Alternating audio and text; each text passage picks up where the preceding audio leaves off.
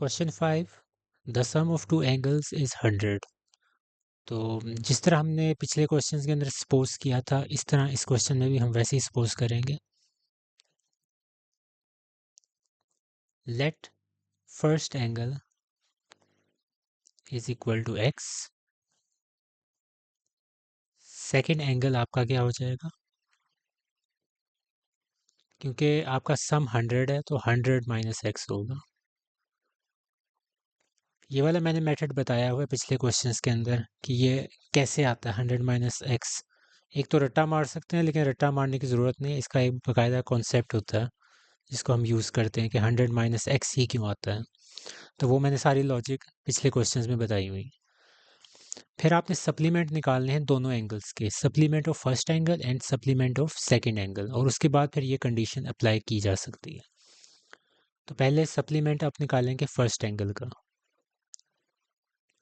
जब भी आपने सप्लीमेंट सुनते हैं लफ्ज़, उसके साथ आपके जहन में आ जाना चाहिए कि 180 डिग्री है। जिस तरह कॉम्प्लीमेंट जब एंगल का लेते हैं तो 90 डिग्री आपके जहन में आना चाहिए, तो इसी तरह सप्लीमेंट में आपका 180 डिग्री। फर्स्ट एंगल यानी कि एक्स, तो एक्स का जब आप सप्लीमेंट लेंगे तो आप कर देंगे 180 डिग्री माइनस एक्स। तो सिंपली उसमें से एक्स को सब्ट्रैक्ट कर देना। और इसी तरह जब आप सप्लीमेंट लेंगे सेकंड एंगल का,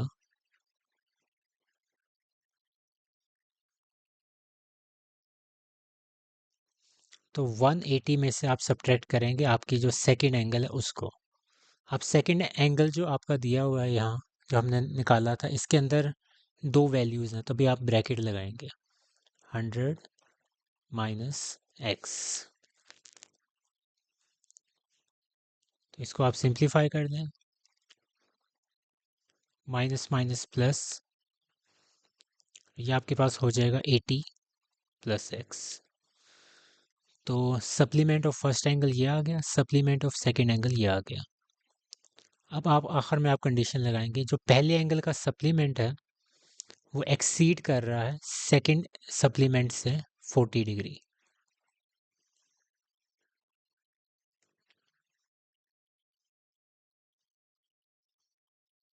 तो सप्लीमेंट ऑफ फर्स्ट एंगल, यहाँ मैं खाली एस लिख रहा हूँ, supplement of first angle exceeds the second angle. तो एक्सीड कितना कर रहा है? बाय 40। तो supplement of first angle exceeds by 40 to the second supplement of second angle.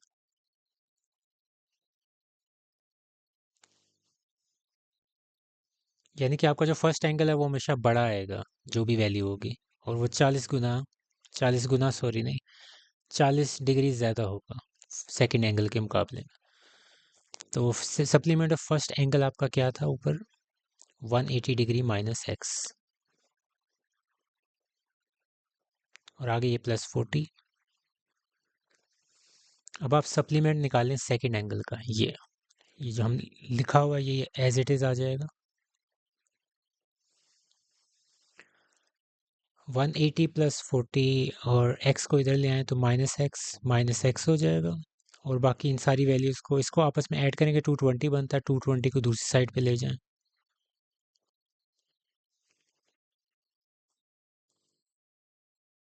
-2x 60 140। तो यहाँ से x की वैल्यू आ जाएगी 70 डिग्री। और बेसिकली x के आपके पास फर्स्ट एंगल है, तो फर्स्ट एंगल आपके पास आ गया 70 डिग्री। और सेकंड एंगल आपके पास क्या आ जाएगा? 100 माइनस एक्स था ना, तो 100 minus 70 is equal to 30 degree. तो जैसा कि था ऊपर कंडीशन के मुताबिक ये था कि फर्स्ट एंगल बड़ा होना चाहिए सेकंड एंगल से। इन दोनों का अगर आप सम करेंगे तो 100 भी बन रहा है, और फर्स्ट एंगल इससे 40 डिग्री ज़्यादा भी है। तो ये आपका आंसर है 70 डिग्री और 30 डिग्री। के पास एक डायग्राम दी हुई है ट्रायंगल की। आपने सबसे पहले इसकी इक्वेशन लिखनी है और फिर सॉल्व करना है। तो इक्वेशन कैसे बनेगी, इसमें आप देखें तीनों आपके पास एंगल्स ही दिए हुए हैं। तो ट्रायंगल की खास बात होती है कि चाहे जो मर्जी अंदर एंगल्स हो, इंटीरियर एंगल्स इनको कहा जाता है क्योंकि ये अंदर की साइड पे बन रहे होते हैं। एक्सटीरियर एंगल्स अलग चीज़ होती है। एक्सटीरियर एंगल ये होते हैं जो बाहर बनते हैं, ये वाले, इसको हम एक्सटीरियर एंगल्स कहते हैं। तो ये जो होते हैं आपके भी इंटीरियर एंगल्स कहलाते हैं। तो ट्रायंगल के अंदर एक बात होती है, एक इसका थ्योरम है, the sum of the interior angles must be equal to 180 degree. कि आप इसके जितने भी एंगल्स अंदर बन रहे हैं, इस तरह 90 डिग्री, फिर क्या बन रहा है 30 डिग्री, उसको ऐड कर दें, फिर क्या बन रहा है एक्स। तो तीन एंगल्स हैं, इनको अगर आप सम करेंगे यानी कि ऐड करेंगे तो आपके पास 180 डिग्री ही आना चाहिए। तो ये आपके पास इक्वेशन आ गई, इसको आप सॉल्व कर दें।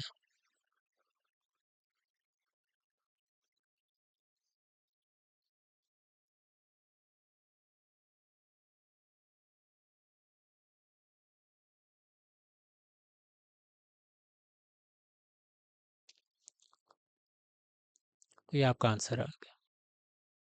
क्वेश्चन 7 करने से पहले मैं आपको कुछ बताना चाहता हूँ कि दो एंगल्स ऐसे होते हैं, एक में हमने पहले पढ़ा हुआ था स्ट्रेट एंगल क्या होता है।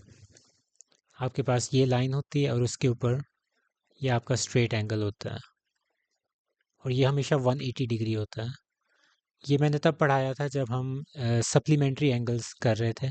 तब मैंने कहा था कि इसको हल्का सा बीच में कट कर दें। तो अगर इसको मैं कह दूं, फ़र्ज़ करें इसको मैं कह रहा हूँ कि ये 30 डिग्री है, तो आपको फ़ौरन पता चल जाना चाहिए कि ये जो बाकी रिमेनिंग एंगल है ये कितना होगा। 180 में से 30 को निकाल दें तो आपके पास 150 डिग्री ये वाला एंगल बन गया। दूसरा एंगल आपके पास होता है वी ओ सी। वी ओ सी मतलब होता है वर्टिकली ऑपोजिट एंगल्स।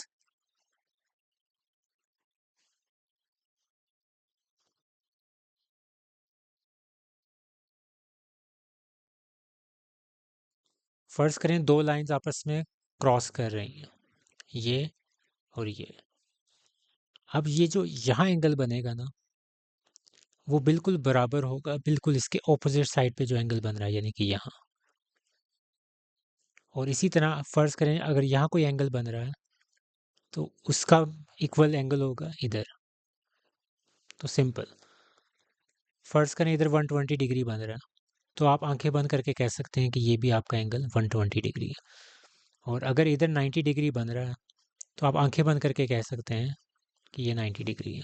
तो इस तरह हम इसको वर्टिकली ऑपोजिट एंगल्स कहते हैं। अब आ जाते हैं क्वेश्चंस पे। अब आप काफ़ी हद तक देख समझ सकते हैं क्वेश्चंस क्या हैं। इसको मैं सारा बुक का पेज है, इसको मैं एक साथ ही करवाऊंगा। पार्ट 1 है, इधर 40 डिग्री है। आप देख सकते हैं कि दो लाइंस क्रॉस कर रही हैं, इंटरसेक्ट कर रही हैं। तो दो लाइंस इंटरसेक्ट कर रही हैं, यहाँ जो एंगल बन रहा है वही एंगल इधर भी बनेगा। तो आपका ए जो होगा सिंपली 40 डिग्री हो जाएगा। ये आपके पहले का आंसर आ गया। अब यहाँ भी वही सेम दो लाइंस इंटरसेक्ट कर रही हैं तो 35 डिग्री बिल्कुल ऑपोजिट साइड पे बनेगा, यानी कि सी जो है आपका वो 35 डिग्री हो जाएगा। और ये जो डी है ये आपका 145 डिग्री होगा। ऑपोजिट एंगल्स इक्वल होते हैं। एफ आपका हो जाएगा 151 डिग्री और ई के ऑपोजिट कौन सा एंगल है 29, तो ई हो जाएगा आपका 29 डिग्री। यहाँ सिर्फ बी की बात कर रहे हैं तो बी आपका क्या हो जाएगा 135 डिग्री, सिंपल ऑपोजिट एंगल। और क्यू आपका क्या होगा, क्यू के ऑपोजिट क्या आ रहा है 77 डिग्री।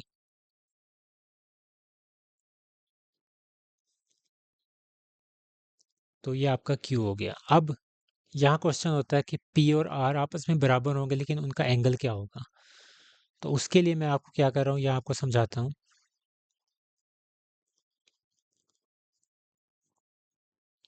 मैं ये इतना हिस्सा ले रहा हूँ इस क्वेश्चन का, एक ये वाली लाइन और एक यहाँ से ये वाली, ये आर और ये आपका 77 डिग्री। सिर्फ मैंने इतना पोर्शन लिया, आधा नीचे वाला।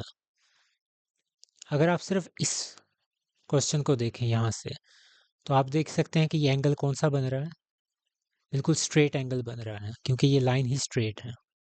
तो स्ट्रेट एंगल कौन सा होता है, अभी हमने पढ़ा था 180 डिग्री का, यानी कि 77 डिग्री और आर को अगर मैं ऐड करूं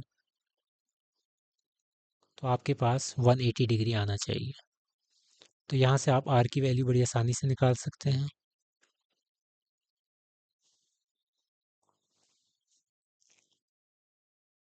103। तो यह आपके पास आ गई आर की वैल्यू। तो R is equal to 103 degree. और फिर हम वर्टिकली ऑपोजिट एंगल्स वाला रूल लगाएंगे। तो आर अगर 103 डिग्री है तो आर के ऑपोजिट पी है, तो पी भी आपके पास हो जाएगा 103 डिग्री। वही काम अब यहाँ भी करेंगे हम।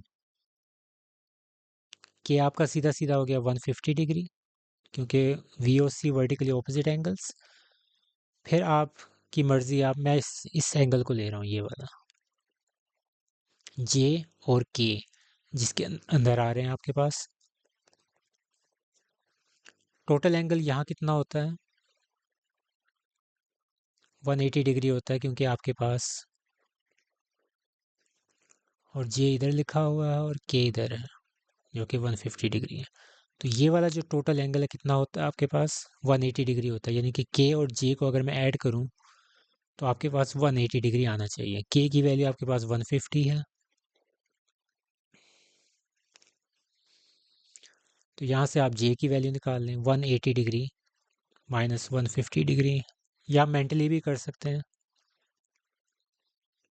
तो 30 डिग्री आ गई। तो जे की वैल्यू आ गई 30 डिग्री। जे के ऑपोजिट आपके पास एल है, तो एल की वैल्यू भी आ गई 30 डिग्री। क्वेश्चन 7 सॉल्व करते हैं। मैं ये वाला स्ट्रेट एंगल ले रहा हूँ, ये वाला। सबसे पहले इसको सॉल्व कर लेते हैं। 40 डिग्री इधर है, जी इधर है। तो जी निकालने के लिए आप क्या करेंगे, 180 डिग्री में से, क्योंकि स्ट्रेट एंगल आपका 180 डिग्री होता है, उसमें से 40 डिग्री निकाल दें, तो सीधा सीधा आ जाएगा 140 डिग्री। तो जी की वैल्यू आ गई 140 डिग्री। जी के ऑपोजिट क्या है, जी के ऑपोजिट आपके पास आई है, तो आई आपका क्या हो जाएगा, 140 डिग्री। 40 डिग्री के ऑपोजिट कौन सा एंगल आ रहा है आपके पास, लेटर एच आ रहा है। तो 40 डिग्री ये है, तो इसके ऑपोजिट भी एच भी 40 डिग्री होगा। ये आपका 7 क्वेश्चन हो गया। ये वाली डायग्राम शायद आपकी बुक में सही बनी है या नहीं बनी, तो ये देखने में थोड़ी अजीब लग रही है, लेकिन वैसे बड़ी सिंपल सी डायग्राम है। इसमें वर्टिकली ऑपोजिट एंगल्स वाला कोई कॉन्सेप्ट नहीं है। ये इस तरह की डायग्राम है। इधर एक अलग आपके पास, क्योंकि ये स्ट्रेट लाइन है ना आपके पास, इधर आपके पास अलग 180 डिग्री बन रहा है और इधर आपके पास अलग बन रहा है 180 डिग्री। आप इसको इस तरह समझ सकते हैं कि ये चीज़ हो रही है आपके पास। वो जो आपकी कश्ती है उसके बादबान जो जा रहे हैं वो इस तरह जा रहे हैं। तो ये जो एंगल आपके पास दिया हुआ है, ये आपके पास के है और ये 35 डिग्री है। बाकी उन्होंने सारे निकाले हुए हैं, जिस तरह अब ये 42 डिग्री दिया हुआ इधर, और ये आपके पास 138 डिग्री दिया हुआ है। अब अगर आप इन दोनों को ऐड कर दें, फर्ज करें ऐड करें, क्या बनेगा, आपके पास आना ही 180 डिग्री चाहिए, और 180 डिग्री आएगा क्योंकि ये आपके पास स्ट्रेट एंगल बन रहा है। तो इसी तरह यहाँ भी आपके पास 180 डिग्री आना चाहिए। तो के प्लस 35 आपके पास 180 डिग्री आना चाहिए, स्ट्रेट एंगल है। तो यहाँ से के की वैल्यू निकाल दे 180 में से 35 निकाल के।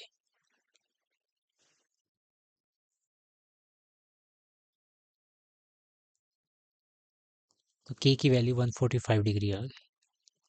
तो इस तरह के की वैल्यू 145 डिग्री, ये आपका 8th पार्ट का क्वेश्चन आंसर है।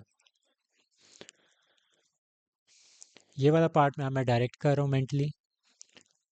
180 में से सबसे पहले 58 निकाल दें, क्योंकि स्ट्रेट एंगल आपके पास बन रहा है ये वाला।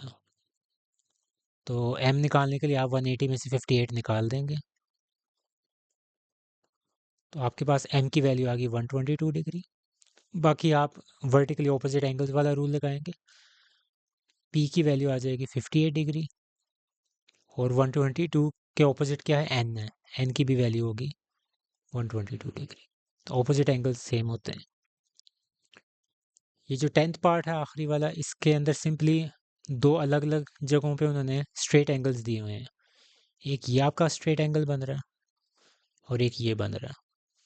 तो b वैल्यू निकालने के लिए आप क्या करेंगे, 180 डिग्री में से 68 निकाल दें, 12 आ जाएगा।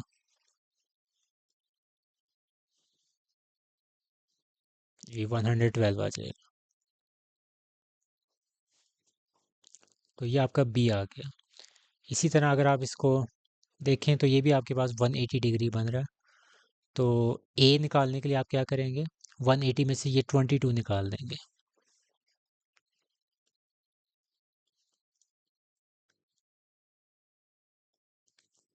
तो 158 आपके पास a की वैल्यू आ गई।